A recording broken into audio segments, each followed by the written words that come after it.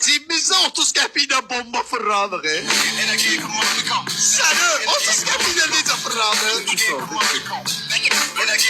30 qəpiklə başımızı güzəlləyirik. Eşref tek. Sağ ol ay Eşref. Sen bundansan. Öpürüm seni. Türkan var ol tıklayanlar. Babaş. Uşaqlar. Ölmürəm. Babaş. Deyir uşağını da gəlsin. Babaş. Mənlə danışandan Ermənli danış. Ailə bax. Yamanı küçük. O üç kulak görürsə, üç kulak. Dinlə nə? Dinlə. Sen benimle danışmak sen bir kabiliyetin var ya danışırsan.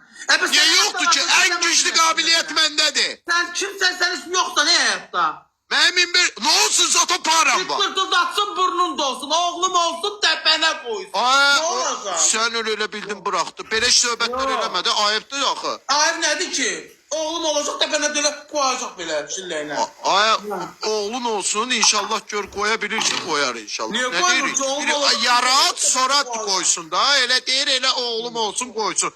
Bir yarat Oğlum nəsə olacaq. əməl elə sonra vurmaz. Ha olacak. Telesme yine. Ola inşallah tek olsa istemeyen gücü çıksın. Ama hələlik nə sən koya bilirsən? Baba! Ne... Babaş değildin hemen TikTok'un kıyayı.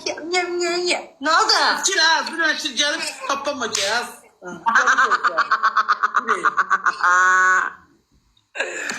Yaxşı oldu. Demək Bayaq ki, sən gəldi, donda necə yaxşı oldu. xodlanırdın. Görürsən udan kimi səsin girir ba.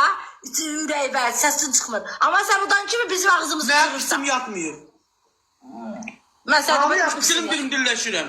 Dilim dilleşirəm. Ha. Sen burnunu sallayıp oturmuşsan. Ben sallamamışam. Ha, köleşik. Getmiş uşaqlar.